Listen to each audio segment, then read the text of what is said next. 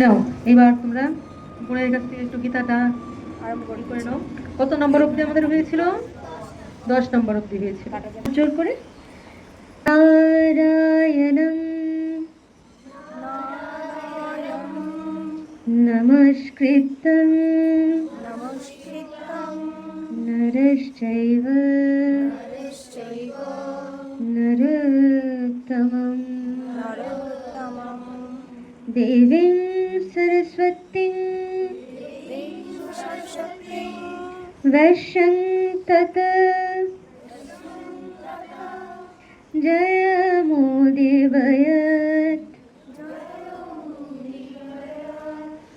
मूकं करोति वाचालं पुंगं लङ्घयते गिरिं यत्कृपा तमहं वन्दे परमानन्दमाधवम्।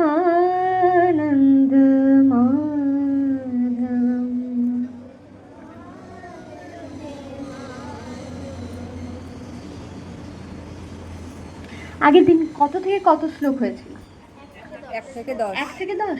1 থেকে 10। রাধে রাধে। রাধে রাধে। ভবানো ভীষ্মশ্চ কর্ণশ্চ কৃপাশ্চ সুমিতিঞ্জয় অশ্বত্থামা বিকর্ণচ সৌম্যদত্তিশ্চ শৈবচ। মুখস্থ তো হয়ে গেছে, এবার তাৎপর্য। ভবানো কর্ণশ্চ কৃপশ্চ সমতিঞ্জয়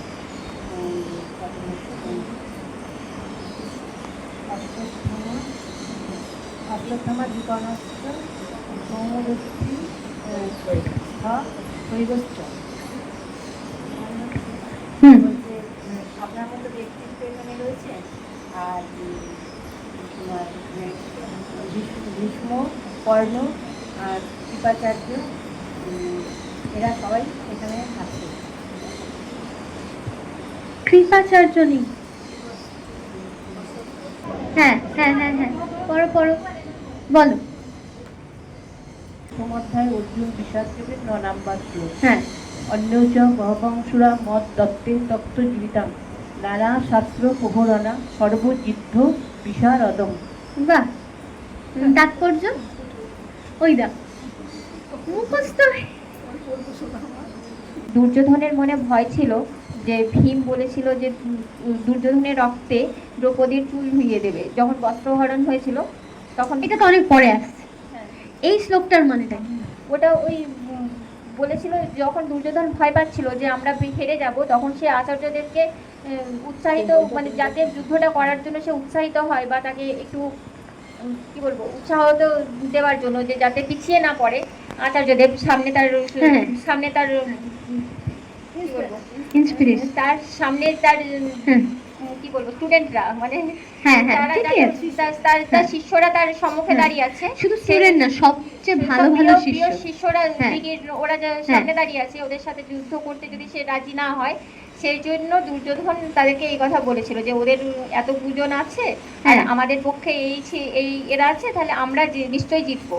আপনি মানে আপনি ভয় পাবেন না, আমরাই জিতবো। হ্যাঁ, ঠিক ঠিক ঠিক। খুব। 10 নম্বরটা আছে অপর্যাপ্তং বলং তদা। এদিক থেকে কিন্তু কোনো উত্তর পাচ্ছি না। অপর্যাপ্তং তদস্মাকং বলং ভীষ্মা ভিরক্ষিতং সচিদি যমুনাদি পর্যাপ্তং তিদমেতেসং বলং গঙ্গাদি তো কোনোদিনও বলে না, কোনোদিনও বলে না গঙ্গাদি, সবসময় চুপ চুপ করে থাকে। হয়েছে শ্লোকটা বলছেই না উত্তর, বলো।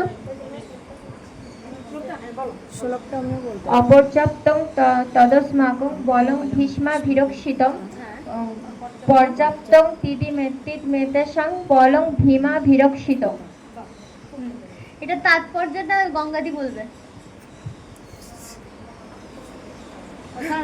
আমি বলবো। শুনো শুনো, ভিডিওটা থাকবে, তারপরে শুনো, কাছে থাকো। আচ্ছা, যমুনাদি। যেরকম ওদের ওই দুর্যোধনের কি ছিল, মানে ভীষ্মদেবের এতে মানে যে বলটা ছিল ভীষ্মদেব আছে বলে ওদের মানে কি বলবো যে বল আছে, হ্যাঁ, যে এটা দেবে, আর ভীষ্মদেব আছে বলে সাহসটা না আছে। अयनेषु च सर्वेषु यथा भागं वस्थिता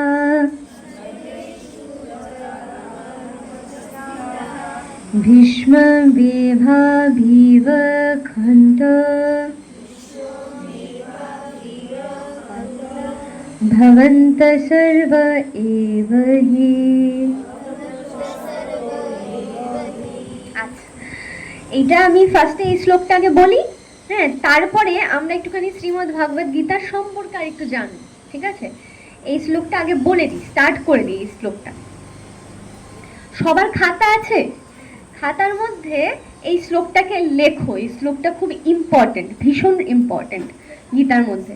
এই শ্লোকটা লিখে না 11 নম্বর শ্লোক লেখো, লিখে পুরো শ্লোকটা লিখবে। এই শ্লোকটা কে বলছে? দুর্যোধন। দুর্যোধনের মুখ থেকেই আসছে। শুনছি কার থেকে শ্লোকগুলো? সঞ্জয়ের কাছ থেকে বলছে শ্লোকটা দুর্যোধন, হলো? আচ্ছা, এইবার আমরা এখানে ভবন্তः সর্ব এব হি এই কথাটা লিখেছি তো খাতায়, এখানটা একটু আন্ডারলাইন করি, যেহেতু ভগবদ গীতায় আমরা আন্ডারলাইন করতে পারি না, আমরা খাতায় এটাকে আন্ডারলাইন করব। করেছি তো? প্রথমে এই শ্লোকটার পুরোপুরি তাৎপর্য যদি বলি, তাহলে এখানে দুর্যোধন ভীত অবস্থায়, হ্যাঁ, ভয়ে ভীত অবস্থায় সমস্ত সকল সৈন্য দলকে বলছে যে সমস্ত নিজ নিজ বুহাকারে নিজ নিজ বলের দ্বারা সবাই মিলে ভীষ্মদেবকে রক্ষা করো। এই যে ভবন্তঃ সর্ব এব হি, এই কথাটার মানে হচ্ছে কি সকলে বুহ বেশে পথে সর্ব শক্তি লাগিয়ে যাতে ভীষ্মদেবকে রক্ষা করা হয়, ঠিক আছে? এই পার্টিকুলার কথাটা খুব ইম্পর্টেন্ট, ভবন্তঃ সর্ব এব হি, মানে সর্বস্ব শক্তির দ্বারা নিজের সমস্ত অস্ত্র দিয়ে আপনারা সকলে ভীষ্মদেবকে রক্ষা করুন। এবার এখানে একটা প্রশ্ন আসে যে সে কিন্তু আগের শ্লোকটাতেই বললো যে ভীষ্মদেবকে আমরা জানি ইচ্ছা মৃত্যু, ঠিক আছে? ভীষ্মদেবকে এর আগের শ্লোকে কিন্তু নিজেকে নিজে বলছে যে ভীষ্মদেবকে আমরা জানি যে উনার তো ইচ্ছা মৃত্যু, তাই না? হ্যাঁ, আমার কি ভয়, আমার তো ভয় নেই। কিন্তু এখানে আবার সকল সৈন্যদেরকে কি বলছে? যে আপনারা সকলে মিলে ভীষ্মদেবকে রক্ষা করুন। কেন এটা আসবে? কারণ একদম কনফ্লিকশন নিজের কথার মধ্যে, হ্যাঁ, একবার এটা ভাবছে একবার ওটা ভাবছে। তাহলে এটার মানেটা হচ্ছে কি এটাই যে সে ভেতরে ভেতরে জানে যে অলরেডি হচ্ছে গিয়ে ভীষ্মদেব ইচ্ছা মৃত্যু বলে রেখেছে, তাকে কেউ মৃত্যু দিতে পারবে না। কিন্তু মানে আমাদের ঠিক অপোজিট দলে যেহেতু শ্রীকৃষ্ণ আছে, উনি অলৌকিক ঘটনা ঘটাতে সক্ষম, হ্যাঁ, যার ফলে উনি জানেন, আর কেউ জানুক কি না জানুক, উনি তো সব কিছু জানেন। উনি জানেন না ভীষ্মদেব কার হাতে মৃত্যু হবে, শিখণ্ডী। শিখণ্ডীকে যদি ভগবান শ্রীকৃষ্ণ কোনোভাবে নিয়ে চলে আসে তাহলে তো তাকে আর বাঁচানো সম্ভব না। যার ফলে এখানটাতে এই শিখণ্ডীর ব্যাপারটা দুর্যোধনের মাথায় ব্যাক অফ দ্য মাইন্ডে চলছিল, যে অপোজিটে শ্রীকৃষ্ণ ভগবান আছেন এবং ওদের পক্ষতে দ্রুপদ রাজা স্বয়ং আছেন, দ্রুপদ রাজার কন্যাই শিখণ্ডী। এবার শিখণ্ডীকে যদি কোনোভাবে ওরা এনে ফেলে, যদিও বা আমরা সেটার পেছনে একটা কারণ জানি, শিখণ্ডী মেয়ে ছিল, মেয়েদের যুদ্ধে প্রবেশ করা নিষিদ্ধ ছিল, সেটার পেছনে একটা কারণ আছে শিখণ্ডী কিভাবে নিজেকে ট্রান্সফর্ম করে, হ্যাঁ, কিন্তু সেটাই ভাবছিল যে এই অলৌকিক তো শুধুমাত্র ভগবান শ্রীকৃষ্ণ দ্বারাই সম্ভব, তো উনি আছেন যেহেতু উনি শিখণ্ডীকে চাইলেই পুরুষ রূপে ঢুকিয়ে দেবেন যুদ্ধে, আর যদি একবার শিখণ্ডী এসে সামনে দাঁড়ায় ভীষ্মদেব অস্ত্র ছেড়ে দেবে, তাই তো? অনিবার্য, অনিবার্য, তাই না? যার ফলে উনি দুর্যোধন বলছে যে সমস্ত সৈন্যদল আপনারা সবাই ভীষ্মদেবকে যেভাবেই হোক রক্ষা করো, ওর চোখের সামনে যাতে শিখণ্ডী না আসে, সবাই আসুক, শিখণ্ডী যাতে না আসে, এজন্য আপনারা যত রকম ভাবে পারেন, যত রকম বলের দ্বারা আপনারা ভীষ্মদেবকেই রক্ষা করুন। ভবন্তঃ সর্ব এব হি, এই কথাটার মানেই হচ্ছে যে সমস্ত শক্তির দ্বারা, সমস্ত বলের দ্বারা আপনারা সকলে মিলে ভীষ্মদেবকে রক্ষা করুন। এই শ্লোকটার এই জায়গার পার্টটা খুব ইম্পর্টেন্ট। তার মানে হচ্ছে গিয়ে আপনারা সকলে মিলে, দুর্যোধন এখানে বলছে, আমরা দুর্যোধনের কাছ থেকে জানতে পারছি, কিন্তু শুনতে পাচ্ছি কার কাছ থেকে? সঞ্জয়ের দ্বারা। সঞ্জয় বলছে যে দুর্যোধন বলছে যে সমস্ত সৈন্যদলকে যে আপনারা সকলে ভবন্ত সর্ব এবহি, সমস্ত বলের দ্বারা গুহাকারে দাঁড়িয়ে আপনার সমস্ত শক্তির দ্বারা ভীষ্মদেবকে রক্ষা করুন। ঠিক আছে, ইটস আ সাইন অফ কনফ্লিকশন। কিছুক্ষণ আগে আমরা একটা ইমোশনাল লক্ষ্য করেছি। আচ্ছা, ভাগবত গীতা কিন্তু আমাদেরকে এটাও শেখায় যে কি কি ইমোশনসের দ্বারা আমরা কিন্তু প্রতারিত হই। ঠিক আছে, ওভার কনফিডেন্ট, ভগবানের সহ্য করতে পারে না ভগবান শ্রীকৃষ্ণ। আর কৌরবদের দলের মধ্যে সেই সমস্ত বাজে বাজে হ্যাবিট এবং বাজে ইমোশনস জর্জরিত ছিল, তারা জর্জরিত ছিল। আগেরটাতে আমরা দেখলাম যে ওভার কনফিডেন্ট দেখা গেছে দুর্যোধনের মধ্যে।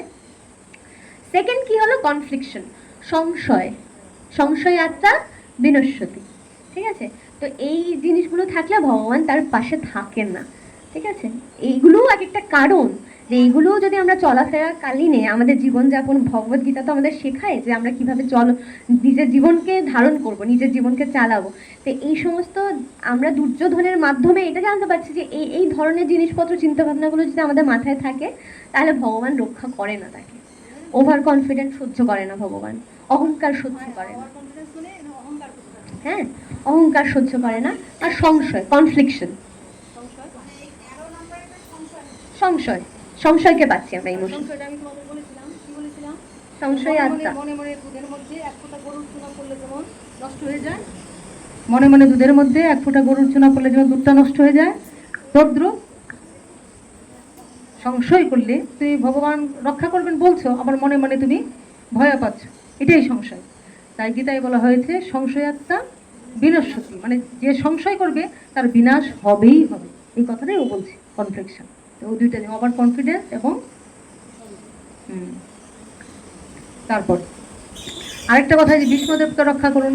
ভীষ্মদেবকে যদি রক্ষা করে তাহলে তারা একটা মনোবলটা পাচ্ছে, যতজনই থাকুক, কারণ ভীষ্মদেবের ইচ্ছে মৃত্যু, তাই না, তাকে কেউ মারতে পারবে না। কিন্তু শিখণ্ডী যদি আসে তাহলে মৃত্যু তার অনিবার্য, আর সেই কাজটা একমাত্র কৃষ্ণই করতে পারে।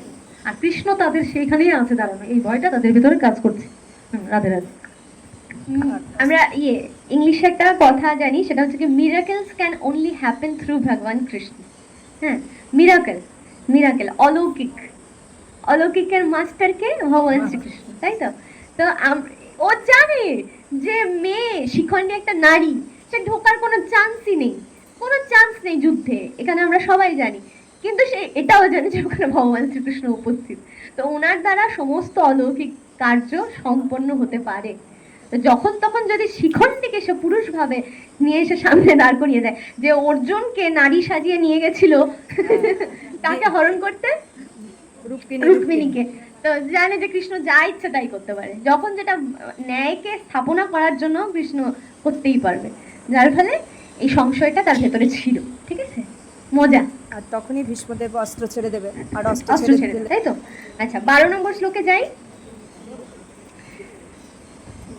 তস্য সংজনয়ন, জোরে জোরে, তস্য সংজনয়ন হর্ষং কুরু বৃদ্ধং পিতামহ সিংহনাদং বিনদচ্ছৈ শঙ্খদৈন প্রতাপবান।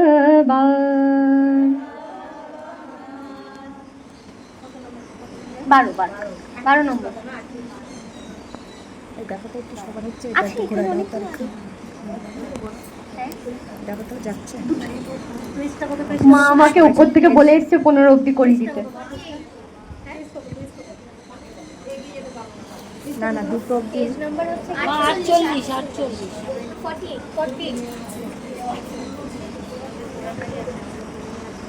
ওইটা এরকম করে দিতে হবে, তাহলে সবার যে মাথাটা কাটছে তো এরকম, এই সময়টা এরকম করতে হবে, ওই যে ধরে রাখতে হবে, আমার ওদিকে আবার স্কুলে বসে আছে, তো ছেলে হয়ে যাচ্ছে।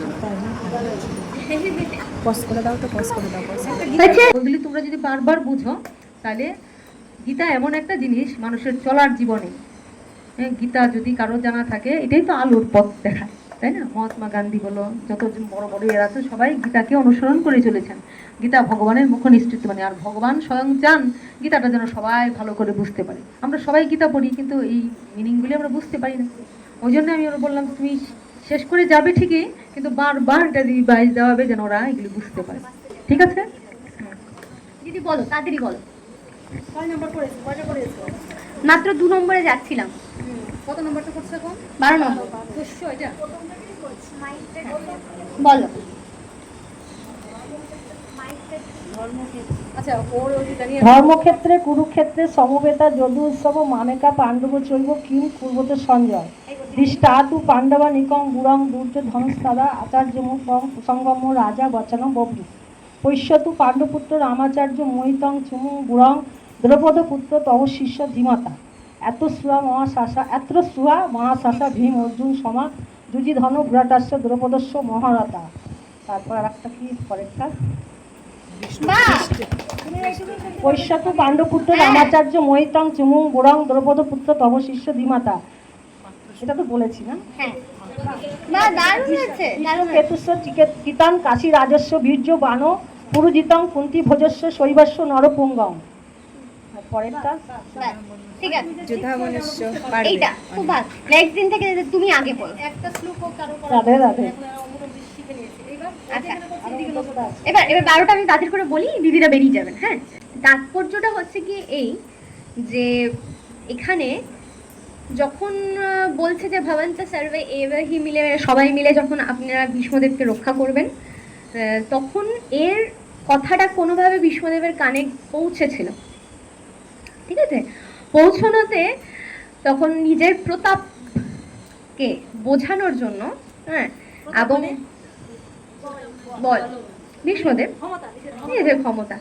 আর একটা জিনিস আমরা জানি যে ভীষ্মদেব কিসের জন্য মানে ওনাকে আমরা কোন জিনিসটার জন্য সবচেয়ে বেশি চিনি? কেউ বলতে পারবে? গঙ্গাপুত্র। গঙ্গাপুত্র। হ্যাঁ,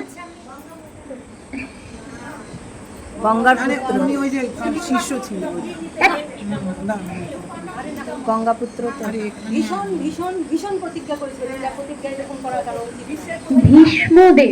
ভীষ্মদেবের নাম অ্যাকচুয়ালি কি ছিল? দেবব্রত। হ্যাঁ। দেবব্রত থেকে ভীষ্ম নামটা এসছেই হচ্ছে কি তিনি ভীষণ প্রতিজ্ঞা করেছিলেন। হ্যাঁ, তো ওনার এই একটা ক্যারেক্টারিস্টিক্স আমরা খুঁজে পেলাম, একটা চারিত্রিক বৈশিষ্ট্যতা, যে উনি নিজের প্রতিজ্ঞা থেকে কখনো চ্যুত হয় না। উনি যেটা প্রতিজ্ঞা করেন সেটা করেন। হ্যাঁ, মানে উনি ওনার কথা, মানে যেটা আমি দিয়েছি কাউকে কথা, সেটা আমি রাখবো। ঠিক আছে? তো যার ফলে ভীষ্মদেব যখন দেখছে যে দুর্যোধন একটুখানি বিচলিত হয়ে যাচ্ছে যে ওনাকে বাঁচাও, এই করো সেই করো, ভীষ্মদেব কিন্তু মন থেকে মরেই গেছে। এই যুদ্ধে কিন্তু তার কোনো মন নেই। ঠিক আছে? যে তার কোনো ইচ্ছে নেই, কিন্তু হ্যাঁ প্রতিজ্ঞাবদ্ধ যে আমি থাকবো, রাজার ছেলেরা যে দলে আছে তাদের সাথেই আমি লড়বো। তাই যখন দেখছে যে দুর্যোধন একটুখানি বিচলিত হয়ে গেছে, তখন তাকে বোঝানোর জন্য, নিজের প্রতাপটাকে দেখানোর জন্য সে আনন্দের দ্বারা সিংহনাদ করিয়া শঙ্খধ্বনি করিলেন যে চিন্তা করো না, আমি ঠিক আছে, আমরা কেউ কোনো ক্ষতি করতে পারবে না, তুমি আশ্বস্ত দেওয়া দুর্যোধনকে। ঠিক আছে? নিজের প্রতাপটাকে দেখিয়ে শঙ্খধ্বনি দিলেন ওই সময়। 12 নম্বর শ্লোকের মিনিংটা এটাই। ঠিক আছে? হ্যাঁ।